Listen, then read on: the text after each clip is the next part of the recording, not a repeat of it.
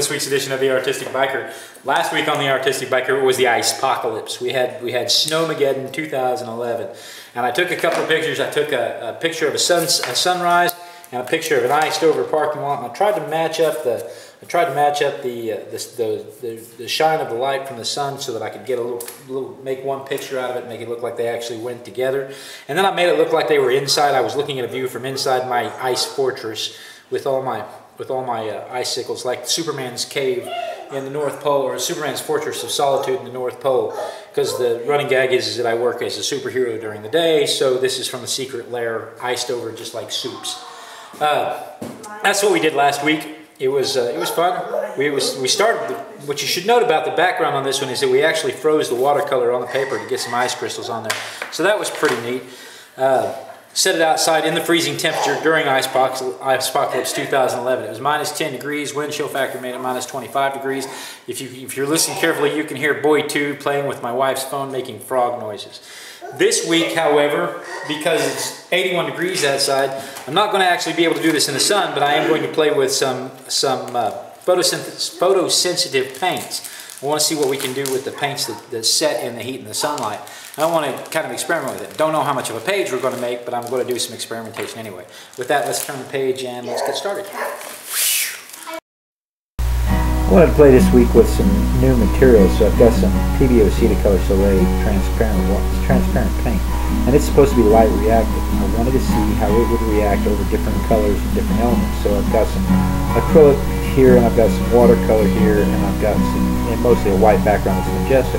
I spread the transparent paint at a 1:2 ratio with water, put in some masking elements, and then I'm going to put it under a heat lamp, a halogen heat lamp.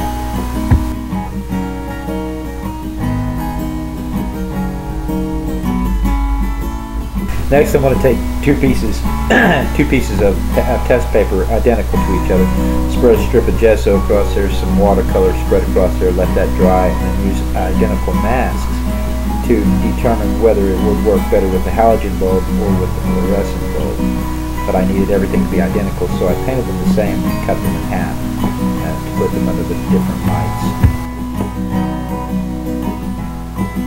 After the page dried, I had to set the colors with the hairdryer. Probably could have used a heat gun, but my hairdryer is what I have on hand.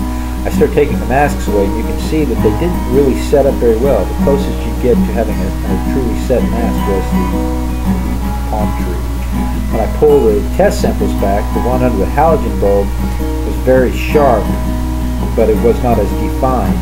The contrast was higher, but the edges were not as defined as the fluorescent bulb. Tried again. This time I tried it with two metal chairs with the fluorescent bulb on one side, the halogen bulb on the other side, divided by board. That way they hit the exact same condition. In the meantime, while the paint is drying, I go back and play with my page background.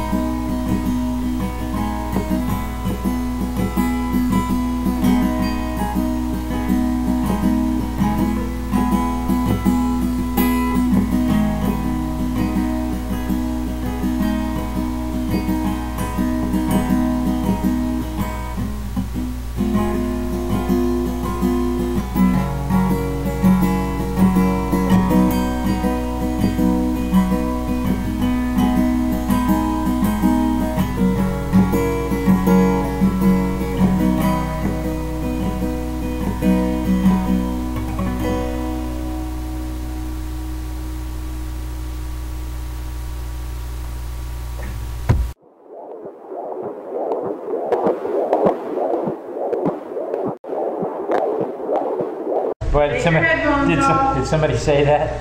I had to start the recording. All right, let's do it. Here we go. Ready? You start, do loud, because let's go here. Knock, knock. Who's there? Doctor. Doctor who?